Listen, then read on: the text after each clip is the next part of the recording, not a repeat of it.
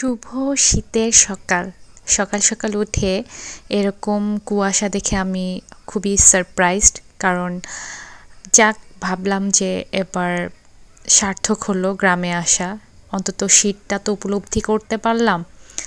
এদিকে আম্মু দেখছি শীতের পিঠা বানাচ্ছে সকালে নাস্তা খাওয়ার জন্য।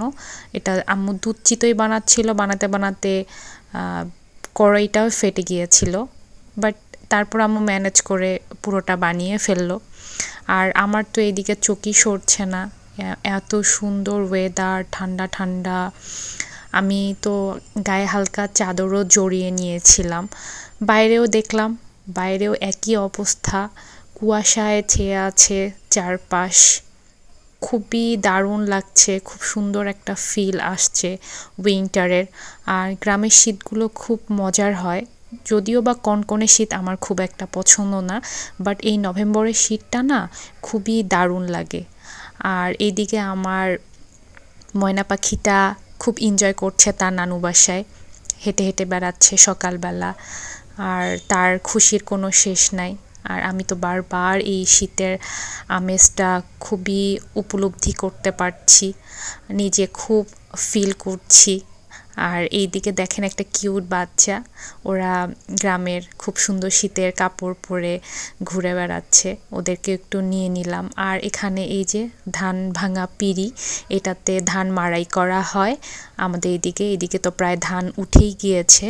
আর এদিকে সকালবেলার নাস্তা আম্মু রেডি করে ফেলেছে, দুধ চিতই খেজুরের গুড় দিয়ে, একদম গরম গরম। খুব মজা করে দুধ চিতইটা খেলাম, আমি তো প্রায় অনেকগুলোই খেয়ে ফেলেছি। আর কালকে ঢাকায় ব্যাক করব ইনশাল্লাহ, আমার ব্যাগও গোছানো প্রায় কমপ্লিট।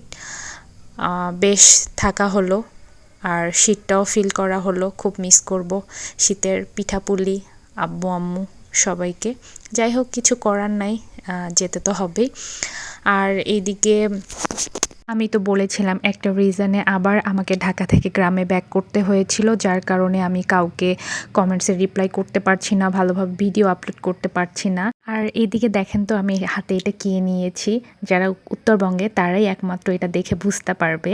এটাকে শীতল বলে, খুবই ইউনিকভাবে এটা তৈরি করা হয়, আর বিভিন্নভাবে এটা রান্না করা হয়। এটা কিন্তু খেতে খুবই মজা, শুটকি আর কচু শাক আরও অনেক কিছু দিয়ে এটা তৈরি করা হয় খুবই ইউনিকভাবে। আর এদিকে দুপুরে চাচি আমার জন্য খাওয়ার আয়োজন করেছিল, পুকুরের মাছ, তারপর গরু মাংস, মুরগির মাংস, পোলাও। আমি দুপুরে লাঞ্চটা চাচির ওখানে সেরে ফেলেছি। আর শেষে হচ্ছে আমাদের গাছের একদম টাটকা পাকা পেঁপে, খুবই মিষ্টি সুস্বাদু। তো এভাবে আজকের দিনটা সুন্দরভাবে চলে গেল।